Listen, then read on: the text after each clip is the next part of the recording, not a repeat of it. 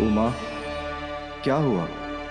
गजानन का अन्नप्राशन प्रारंभ होने के पूर्व ही तुमने उसे रोक दिया। स्वामी, 56 भोग व्यंजनों से सज्जित है ये थाल, किंतु इसे देखकर पूर्णता का आभास नहीं हो रहा है मुझे। कुछ तो अवश्य अभी भी शेष है। मैं कुछ नहीं बोलूंगी, किंतु शेष है? अब क्या शेष है पुत्री? अब तो बस गजानन का अन्नप्राशन ही शेष है। कुछ शेष नहीं माँ मेरे उदर में, बस मेरे द्वारा इन स्वादिष्ट व्यंजनों का भोग लगाना ही शेष है। विलंब के लिए मैं क्षमा प्रार्थी हूँ, किंतु जो उचित है उसी का होना अनिवार्य है। मेरे पुत्र के अन्नप्राशन का प्रथम आहार ये 56 व्यंजन नहीं, कुछ और हो। कुछ और होगा? क्योंकि जो विशेष है अभी वही शेष है। आप सभी अपना स्थान ग्रहण कीजिए, तनिक प्रतीक्षा कीजिए, मैं अभी वो विशेष व्यंजन लेकर आती हूँ।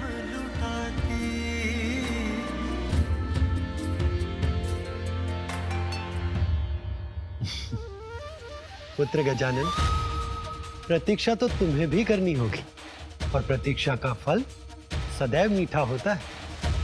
तुम्हारी माता तुम्हारे लिए कुछ विशेष व्यंजन लाने गई।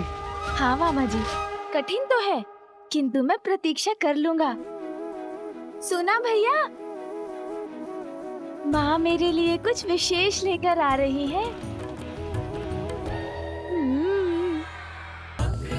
महाकाय बुद्धि के नरेश, सिद्धि सिद्धिदायी विघ्नहर्ता श्री गणेश, सुख नाम प्रथम पूज्य देव तुम विशेष, रिद्धि सिद्धिदायी विघ्नहर्ता श्री गणेश। पार्वती माता भी आज गई जान, पुत्र उनका अद्भुत विशेष महान, बालक हो ऐसा जब असाधारण, अन्नप्राशन उसका हो क्यों साधारण, व्यंजन विशेष कोई माँ कर निर्मित, बालक उत्सुक सोच सोच के हर्षित, व्यंजन का थाल सबका खींचे है ध्यान, उसमें क्या लाई माता किसको है ज्ञान।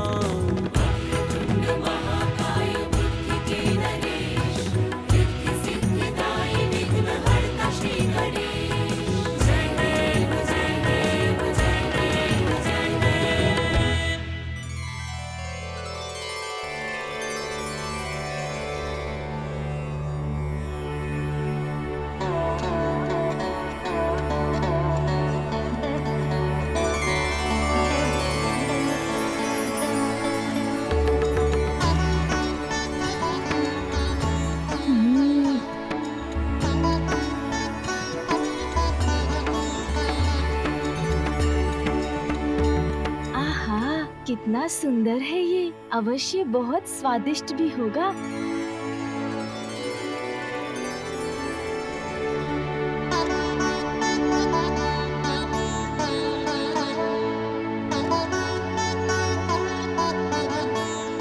मैं कुछ नहीं बोलूंगी, किंतु पुत्री ये क्या व्यंजन है और इसमें क्या विशेष है? आटे से बना हुआ साधारण मिष्ठान ही तो प्रतीत हो रहा है ये। नहीं नानी जी, ऐसा मत बोलिए, माँ ने मेरे लिए बनाया है तो असाधारण ही होगा ये मिष्ठान, है ना माँ?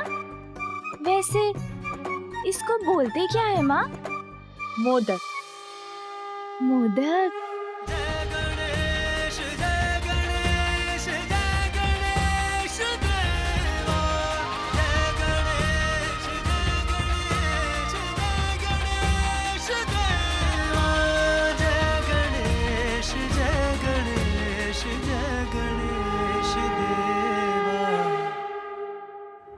जो अपनी विशेषता से सबको मोद अर्थात आनंद प्रदान करेगा। पुत्र, माता उचित कहती है, दिखाई देने में तो साधारण ही है ये, किंतु उचित तो तुम्हारा भी कथन है पुत्र, क्योंकि ये मोदक भीतर से अत्यंत असाधारण है। मैं कुछ नहीं बोलूंगी, किंतु समझ नहीं आया, भीतर से असाधारण?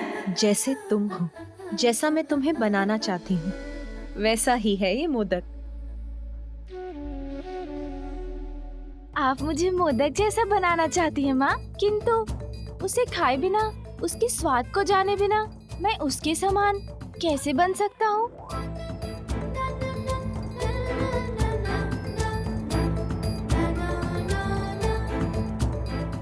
माँ, मैं ये मोदक खा लूँ ना? अवश्य पुत्र।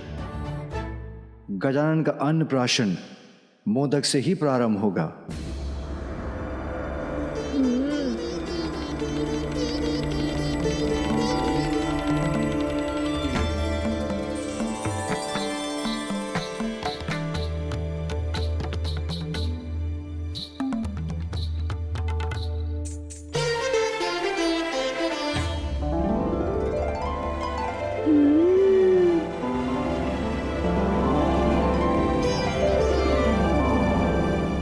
आहा, सत्य कहा था माँ आपने। जितना भीतर जाओ इसका असाधारण स्वाद तो बढ़ता ही जाता है। इतनी मिठास, ऐसा स्वाद छिपा है इसके भीतर जिसका अनुमान इसे देखकर नहीं लगाया जा सकता। हाँ पुत्र, जैसे मोदक को देखकर कोई नहीं जान सकता कि उसमें कितनी मिठास है, वैसे ही हम सबके भीतर परमात्मा रूपी सुंदर सत्य का वास है। किंतु मोह माया में लिप्त होने के कारण हम उसकी सुंदरता उनको नहीं जान पाते। उनका परिचय तो मोह माया त्याग कर ही प्राप्त होता है, समझे? हाँ माँ। माँ, आप गजानन की नानी हैं, इसीलिए अब आप गजानन को मोदक खिलाइए।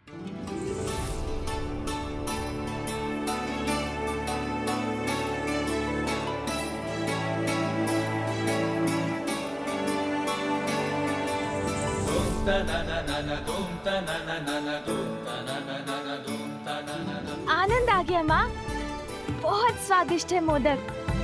किंतु माँ, ये मोह माया क्या होता है जिसे त्यागना इतना आवश्यक है?